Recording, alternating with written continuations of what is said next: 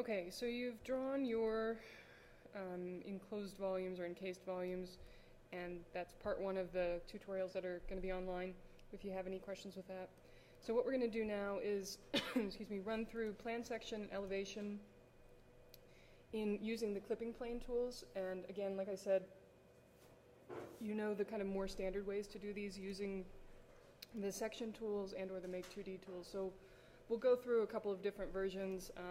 At the end of the day, it's whatever is the easiest process for you guys. So please yell if you have any questions. And did you get your toolbars working? Yeah, okay, great. Great. Okay, so let's start with plan.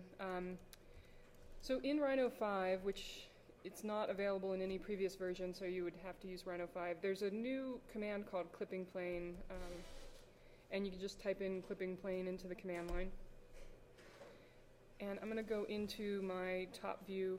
It's basically, a clipping plane is going to be like a section plane. So if you imagine slicing through something with a plane, it's the point where that's going to make the slice. So you want to draw it in the direction that's going to be you want to draw it in the view that's parallel to what you want cut. So if we want to make a clipping plane that makes our plan, we want to draw it in the top view, right? Does that make sense? Because we want the plane to move up and down vertically, perpendicular to the construction plane. So I'm just going to draw a plane on top of my building, and then I can grab this guy. I'm going to put it on, it's on a layer called clipping plane just to kind of keep things organized. So when you have your clipping plane selected, under properties, there's 3 different options up here now for properties. You have one specific to the clipping plane and one specific to the object. Under object is where you can change its layer. So you don't have to do that, but I'm going to do it because I want to keep it organized. And then you can grab that clipping plane, and there's a couple different things you can do with it, right? So I can move it up and down. So as I'm moving it up and down, I'm going to maximize this. As I'm moving it up and down, right, it's cutting through my building at that plane. Right? So it's making plans at all of these different elevations. Right? And if for some reason yours is cutting the other way, like if it's cutting off the bottom, with your clipping plane selected and this option under properties, the clipping plane tab, you can flip the direction of it, right? So now it'll cut to the other side. So I can move it up and down. Obviously I want to do it the other way, but just in case yours is going backwards. Did everybody get that to work? Question? I didn't see it written in my 3D. It's there, but I can't see it. Right, you can't see it in any of the other views. That is true. So you have to activate it in the other views. So it'll be visible in the view that it is, I think it'll be visible automatically in the perspective view, but not in the others. So over here on the right side, under clipping plane with it selected, right? So once this is selected, you can see that there's a series of checkboxes here. If you check the other views, it'll be visible in those views as well. So if I go into all of my views now, it's visible in those. You can also, in a view, you can type in disable clipping plane, and that'll disable it in that particular view. Or if it's not enabled and you don't want to go through the properties dialog box, you can enable clipping plane, and now it'll show it in those views. Where was the... So if with your clipping plane selected under properties, you have object, material, and clipping plane. You want to click on clipping plane, and then if you scroll down, it'll show you the views that it's clipped in on the right side. Right. My properties is different. It says point title with You make sure your clipping plane is selected. Right. Okay, that changed. Okay, good. Yeah, it's always showing you the properties of the thing that's selected. If you don't have anything selected, it's showing you properties for the viewport. So just make sure you have the right thing selected. Did everybody else get that to work? Yes? Some head nods would be good? Yes? Okay, good. Okay. So the nice thing about this then is in the views where it is, I'm just going to hide it for now because I have it in the place where I want it. In my top view, I can now do a Make 2D of this. In my current view, I'm just going to keep everything as the default and move it out of the way. And it will make my I'll be able to make my plan without having to use the section tool or go in and split anything. And obviously you still have work to do on this, as we did before with the plans in terms of line weights. And you can keep things on their layers, but it's a really quick way to make plans and sections without having to destroy the original object. Does everybody understand that? You remember how to do Make 2D? Yes? Remember that you need to be in the view that you want it made of. So if I were to accidentally make 2D this, it's going to make it in perspective, which is not what I want, right? Until later. When you want to turn the clipping plane off, you can either disable it in all of the views, right? So over here, if I uncheck it in all of the views,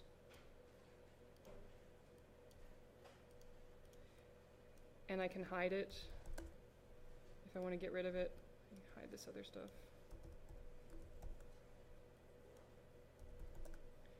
Or you can delete it.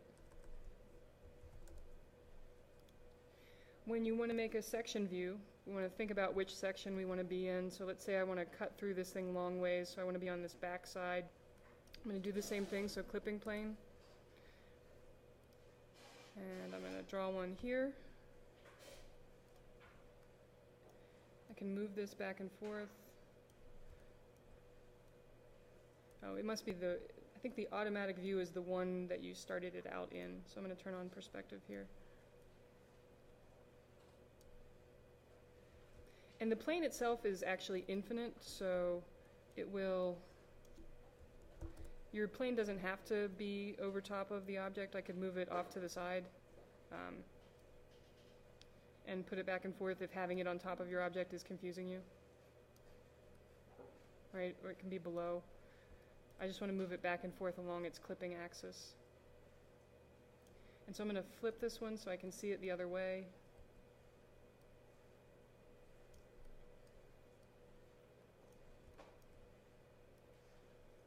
And then this will allow you, I think this is really nice in allowing you to think about what the critical section is for taking through your building. So, as I move through, which is the most important place to take the section? Is it through this ramp? Is it through the stair? It's probably not through the most solid, it's probably not through here, right? It's probably not through, through here, because that's not going to show me much. So it allows you to visualize that. And you can have multiple clipping planes going at the same time, so if I wanted to add one on the right side and activate this in the perspective view, I can do that. It starts to get a little confusing as to what you're pushing and pulling.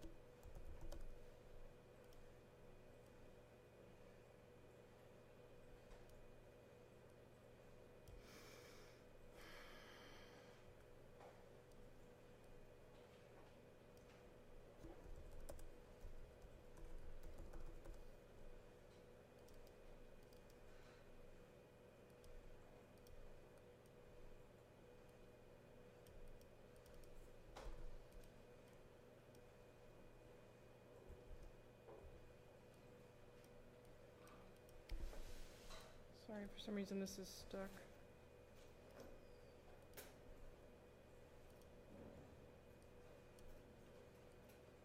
There we go.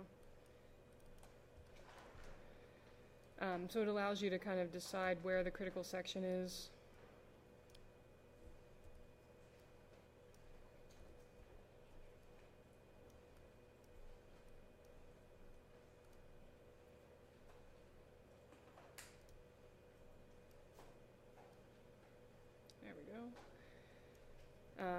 And then you can go into, so I can hide this, go into one of my side views. So I would want the front view. If I don't have the front view here, I can right-click, set view, front, so I'm looking at the other side of this, the cut side. Select this, make 2D. You can show hidden lines. I believe the handout asks for you to show the hidden lines as dashed lines beyond. So you can do that. You can maintain source layers so that you can control the visibility of things by layer, and then hit OK. Then it should...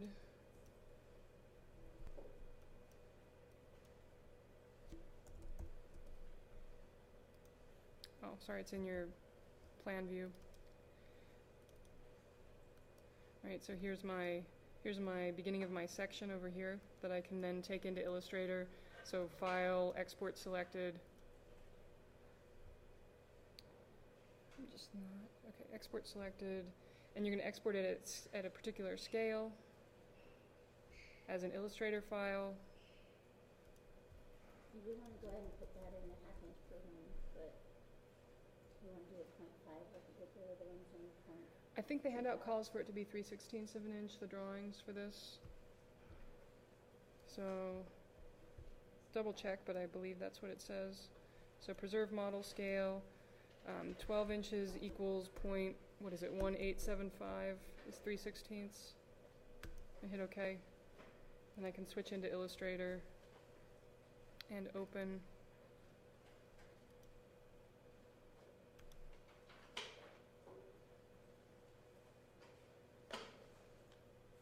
Maybe.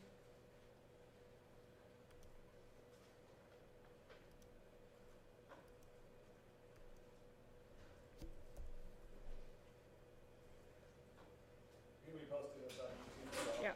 Okay. Sorry, it's seizing up on me for some reason, so open. There we go. Desktop.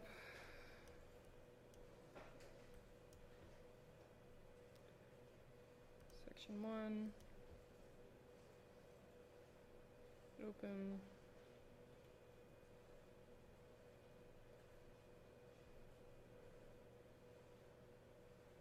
Anyway, you remember that part. I'm gonna skip through for now. We can go back through Illustrator later.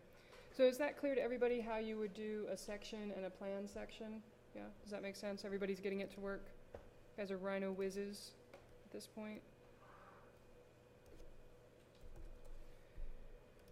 The other thing, I think we did these last time. What were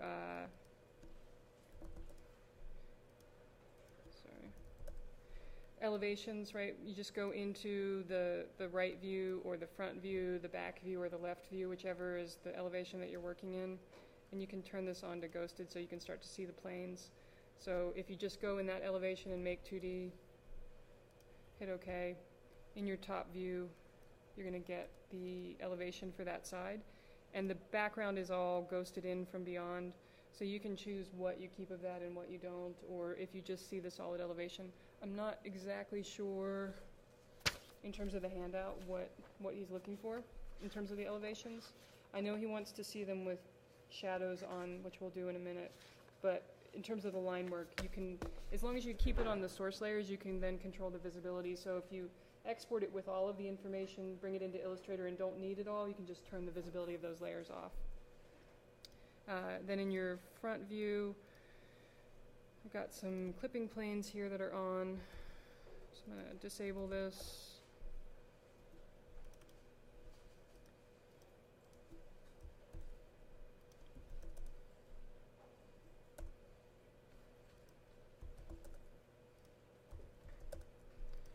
And I can make my elevation view of this side as well. I'm going to switch this to the back view just so I can see something other than solid planes.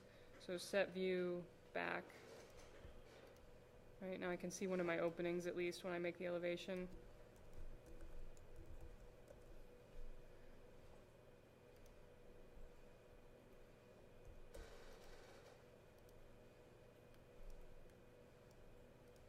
Right, so the green is the visible, the red is what I see directly through an opening, and the white is all the hidden beyond. Okay? Everybody comfortable with that? Yes? Okay, great. So let's turn on the sun. All right, so we're in ghosted view now, or rendered view probably, or shaded view. Let's switch into rendered view. And it's going to default to have some lights on. Your objects right now are all white. I think you remember, maybe you remember from last time or previous time, that the Rhino has some basic rendering operations that are getting better. They're a lot better than they were in previous versions. But you wouldn't do any particularly fancy rendering in Rhino by itself. You would use a plugin like V-Ray, or you would export to 3D Studio Max, or some other program that is specifically a rendering engine. But in Rhino, you can do a lot of basic things, and especially now that you can control the sun, it's a lot better than it was. So generally, the material properties are controlled right beside the layer properties. There's a white circle or a circle that is a color. If you click on that, you can see that everything is set to a default material of white. That's where we want to keep it for now, but if you wanted to change the render color of something, you could do that. Hit OK. I don't have whatever that is on, right? If I had that object on the previous version of my rooms, you can see that it's rendering in color now. And you can render things slightly transparent or glossy in Rhino. You can map a material onto them in Rhino, and it does a pretty good basic job of things. I use it for, schematic design development phases of things, not final renderings. But right now the light is not under our control, and we want to get it under our control. So under panels on the top here, what do you see? Panels, sun. It's pretty straightforward. So under sun, you've got sun, lights, and ground plane. We're going to start with sun. You want to make sure it's on. Everybody get sun to open up? Yes? Okay. So sun is on. I also have my skylight on. You can turn that off for now. It'll decrease the glare a little bit, and you'll be able to see the shadows better. So turn your skylight off for now. Sun position, date and time, and location. Skylight off? For now, yeah. Skylight off. So under date and time, keep scrolling past that. We'll come back to it. Location, you want to make sure that you are set in Salt Lake City, which is an option down here. So you can scroll down to Salt Lake City. You can also click here. Cool. Right? And so now we're in Salt Lake City. Now come up to where it says date and time, and you want to set it to June 21st, which is the summer solstice. So you can either type it in here, or you can move the slider back and forth if you can get it right in the right location. Below that is the time. So it goes from 1 a.m. to midnight, or 12:01 a.m. to 12 p.m. or 12 whatever. I always get the a.m.s and p.m.s backwards. And you can slide this bar back and forth and see the sun move over the course of the day. Right? So this is 7 o'clock in the morning on June 21st, or 6:15 in the morning, 7 o'clock, noon. Right? So you have control over how the sun is working. The nice thing about this is that it's dynamic, right? So you can go see what it looks like from above. You can see when the rooms are getting light, when the light is moving through different spaces. This poor room over here never gets any light, or just a little touch of light. Did we need to establish the sun position or the? That would happen when you define the solid. Yeah. Okay, so let's set it somewhere around, I don't know, mid-afternoon for now. And you can turn your skylight back on.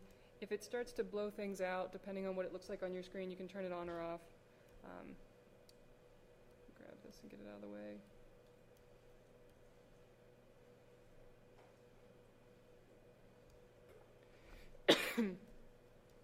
And the nice thing is that you can go in and grab one of your clipping planes, enable it, and I can start to see what's happening on the inside of the building with the sun on, right?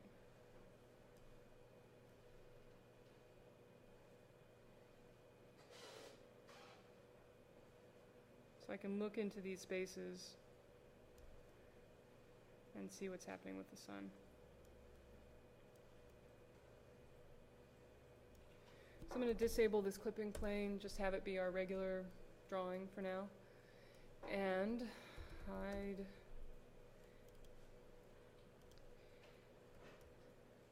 So if you want to do elevations and sections with shadows on, you need to go, it's a two-part process, because remember when we talked before about the difference between raster and vector? Shadows are raster information, right? They're image information. They are about what it looks like at that point. Vector information is scaleless, so it is translatable. You can change the line weights. You have control over it. So we're going to need to do both a raster and a vector of the drawings so that we can overlay those on top of each other in Illustrator and have the line work and the shadows on. So I'm going to work with this view, this side view for now. I'm going to switch it into rendered in my viewport properties, and I'm going to adjust my time to a point where I see some shadows working here. Right, so this may not be the best side of the building for me to do this on, but we're going to make it work. Maybe I'll pick a different view, sorry. Let's see.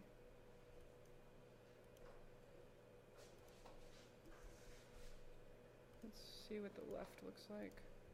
Okay, the left's going to be the way to do it here. So set this to rendered, and yours will be different, obviously. And I can see that the sun is coming in a nice way at that part of the day, so I'm gonna adjust my angles to that. And I'm gonna quickly get rid of my background because that's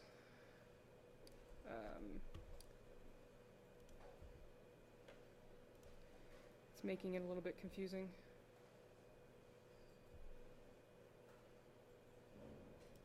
Just gonna turn it to gray for now.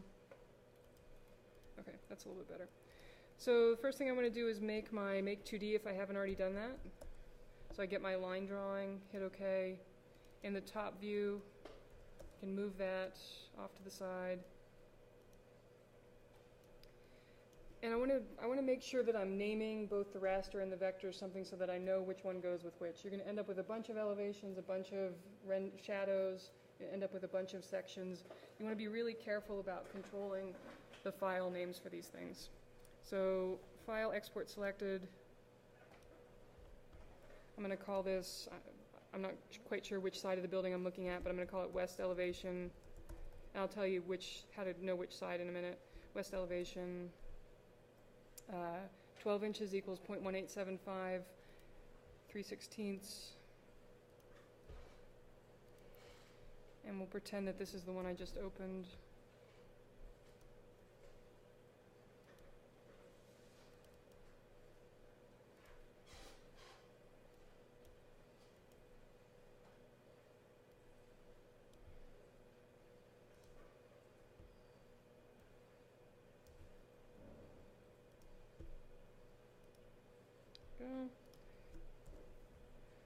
So here's my section. Remember, you want to edit the artboard, so file,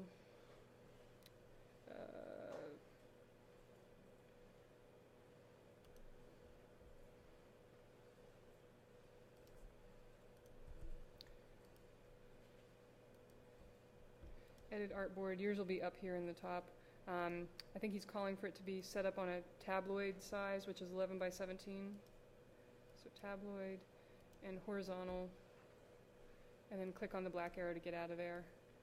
And then you remember how to center this on the page, so I'm going to turn on my rulers, set them to inches, and use transform to locate this in the center of the page. So I want the X location to be 8.5, which is half of 17. The Y location to be 5.5, and then it's centered in the page. And I can control the visibility based on, I can control the visibility, or I can control which parts, which lines I want based on the layers that I've translated because I saved it as an Illustrator file out of Rhino. So the make 2D visible, whatever this red layer is, you'll be able to see it better on yours. You can select everything on that layer by clicking to the right side. I can select everything on all of these layers. So I'm going to select everything by itself and turn the line to black. And then I can go in and selectively make the stroke of some of the lines heavier. I think it gives you specific parameters on what to do. I'm just going to exaggerate mine so you can see the difference. And then on the hidden lines, I can set those to a dash. So down under stroke, under the weight, there's an option for dash. And you can type in under that what you want the dash and dot to be. So you can set the dash to 3 and the gap to 3. And if I zoom in here, you can start to see that that's what's happening. This is on this layer, so I'm going to do the same thing. I'm going to set this as a dash line. Now you can see the dashes beyond. Does that make sense to everybody? Remember how to do that from last time? Feel like you can do that on this one? If you, again, I'm not entirely sure what you're supposed to be doing for Studio, but you can use the Live Paint option. So remember that. Let's see, where are we? Live Paint bucket, and I can fill with black if I want to color in the poche of something.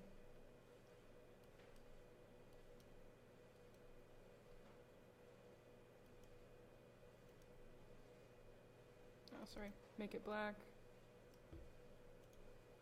Alright, so if I want to fill this as a section, I can do that.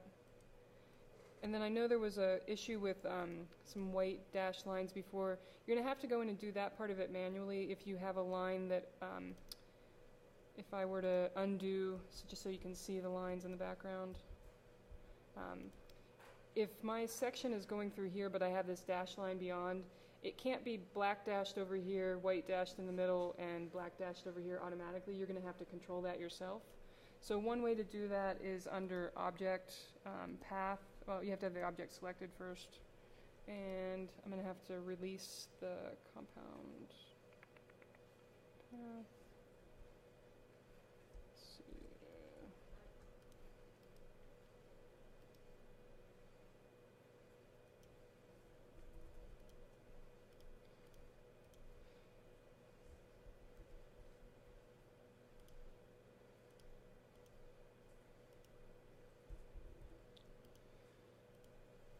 Object, Live Paint, release. Sorry about that. So I can go back in and get my lines individually and split them. Path. Let's see.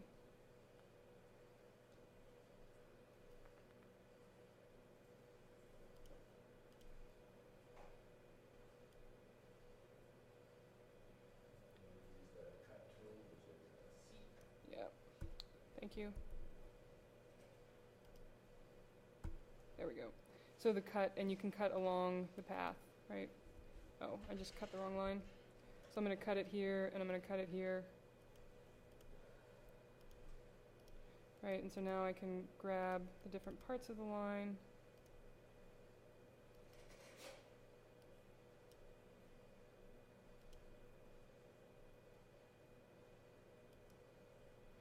And you can go in and fine tune that. I didn't cut it quite on the line. So then you'll be able to make the part that's over top of the black white, and the part that's not black. If that makes sense.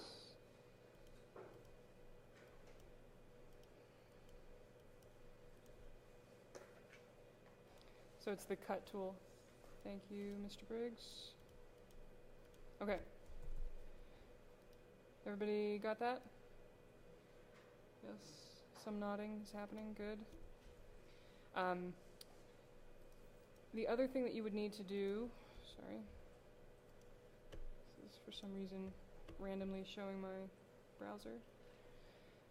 The next thing that you would need to do is to export the shadows as a raster file. The what file? You need to export the shadows as a image file. So to do that, we're going to need to render this. We haven't really gotten into rendering yet, so here's a couple of basics. So you'll have this blue ball on top of your toolbar here. Mine gets pushed off to the side. If you right-click on it, or if you go under Render and Render Properties, you can pull up the Rhino render options. At the top, you can set the resolution. For now, we'll just leave it as whatever it pops up as, something smaller rather than bigger, so that we don't take too much time. the resolution, the dots per inch. You can set your background color to white, just so that it's neutral. Rhino also, you could do a gradient, you can do the sky. You want to have your skylight on, and everything else should be fine as a default. So when you've got those set, so just make sure that you've got your size, you've got your resolution, and you've changed your background to whatever color you want it to be, and your skylight is on. Hit OK. And now if we go in and make sure that our object is in the right location, we can just click on the blue render ball and hit render, and it's going to pop up a little screen that's going to show you how it's rendering as it goes. And hopefully this doesn't take too long.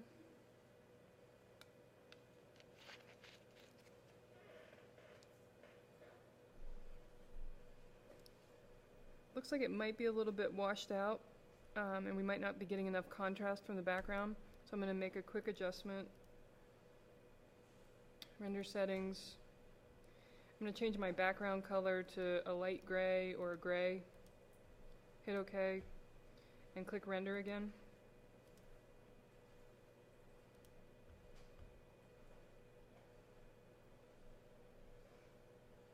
Hopefully we can get a little bit more contrast this time. And the other thing that you can control is whether the skylight is on or not. It's basically a little bit of fill light, so it doesn't cast any shadows, it just gives more ambient light. So your shadows are based on your time and your location and your, time of day, time of year, and location.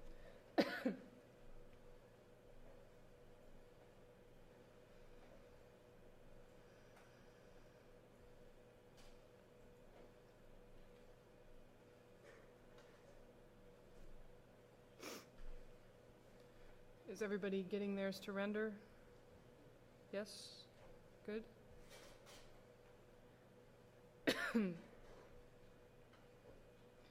When it's done processing, you can go under File and hit Save As, or click on the little floppy disk up here. You want to save it as whatever your section was called, the same thing. So section, or I think I called this West Elevation. And you can save it as literally the same file name, because they'll have a different extension. One will be a JPEG and one will be an Illustrator file, or you can save it as West Elevation lines, West Elevation shadows, something like that. However you best keep it organized for yourself. So I'm going to open that file.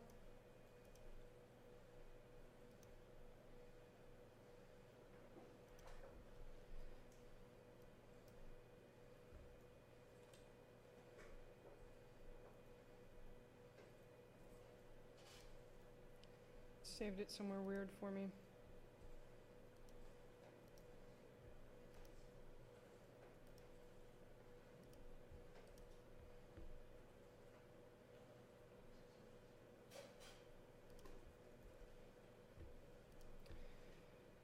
Desktop.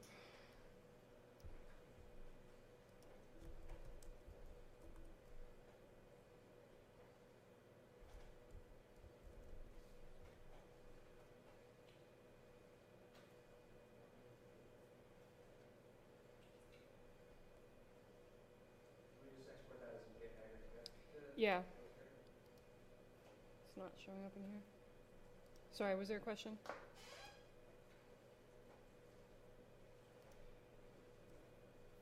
I'm going to use one from yesterday. I'm not sure where I'm saving things. I wasn't paying attention. So, file, open.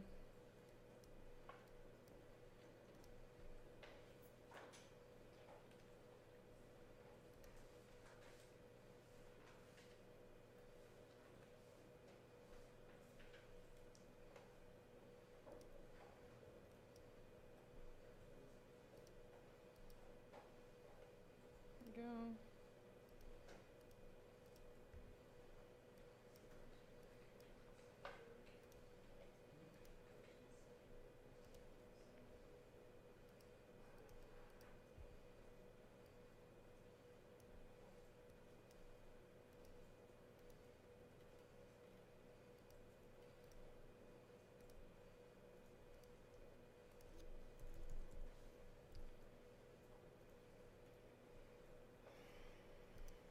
let's go back and do this the right way, just so that I have the right thing to show you guys.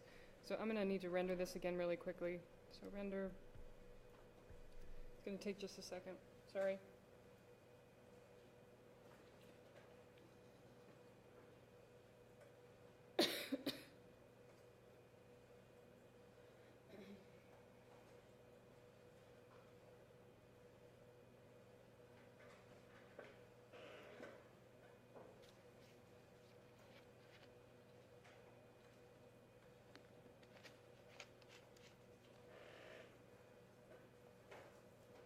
Okay, so save this as JPEG. So it's saving it in my document, sorry. Need to save it on my desktop.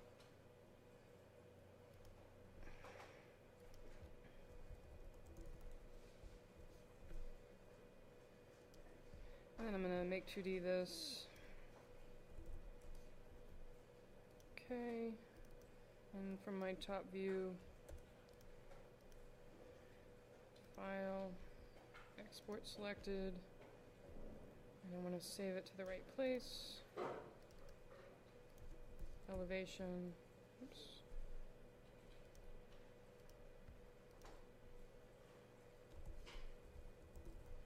One. In my right units. Okay, so in Illustrator I should now be able to open up the correct file. Elevation 1. So now I have an AI and a JPEG that are the same file name. I'm going to grab it, move it into the picture plane, go into my document setup so I can edit my artboard, make it the right size, locate this in the center.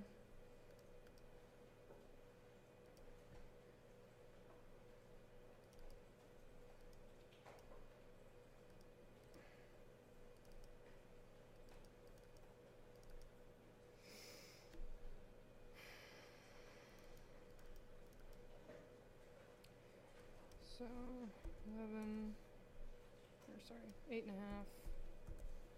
by 5.5.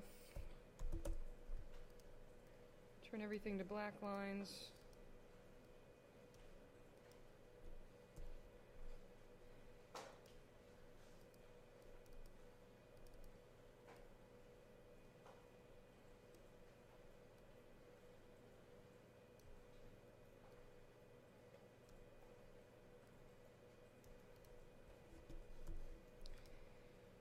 And I've adjusted everything.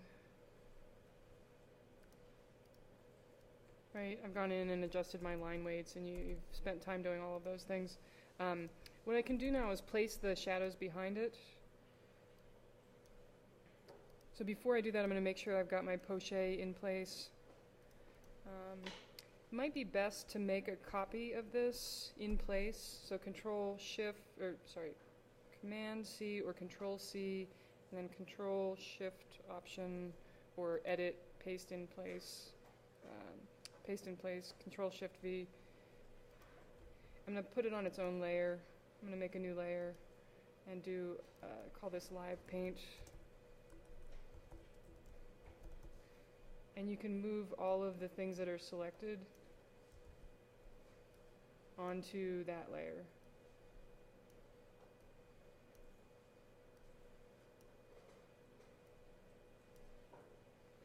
Right, so now I should be able to turn these off and live paint this without screwing up any of my other lines. I'm also going to put it on the bottom of the stack so that it's behind everything else.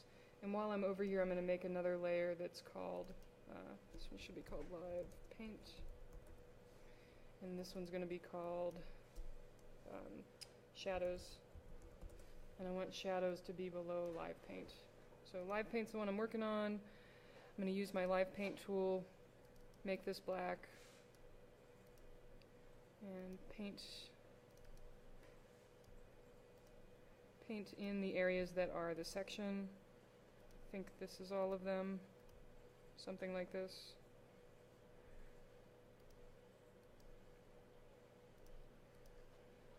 Maybe there's also this part.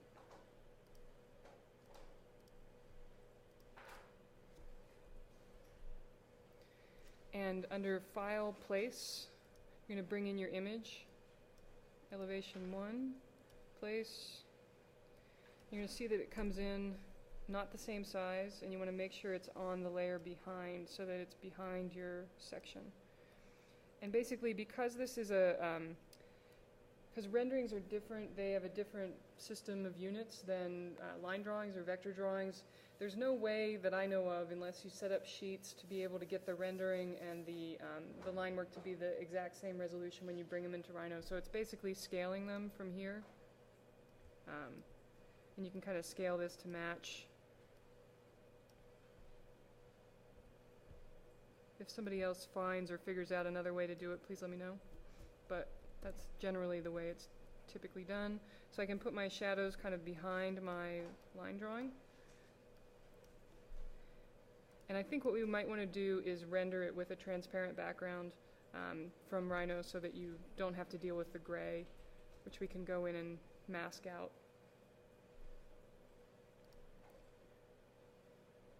So does that make sense? So you can see your lines on top of your shadows, and I would do a better job of scaling this so that it matches.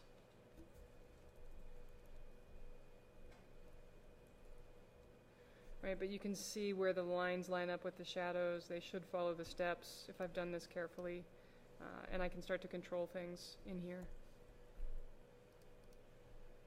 Right. If you do render it with a background on, you can go in on the, you want to be on the shadows layer, you want that to be active. You can use the pen tool and copy along the perimeter of your drawing.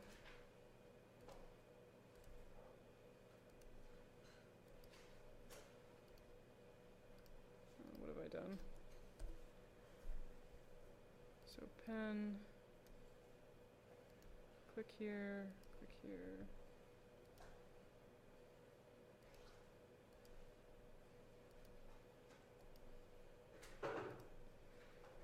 Make that a solid.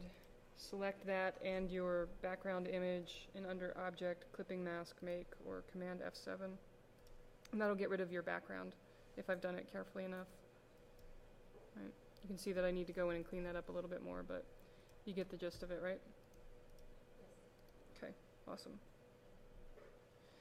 And then I would go in and turn my line work back on, so I see my dashed lines through, I see my shadows, I see everything that I need to see. So all of my hidden lines would be dashed. Click. And my hidden lines here would be dashed.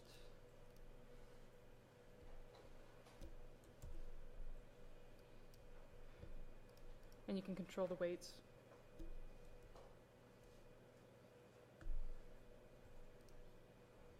Okay, does that make sense? So you can do that for elevations and for sections. So you go through the same process. With the sections, you would have the poché where you need it. This is an elevation, so we don't have the same type of information as we would in a section. You can do the same thing in a plan as well. You can see what the shadows look like in the plan and kind of lay it behind. So I am going to quickly unplug so I can pause this recording. Get my resolution back. My screen. Maybe.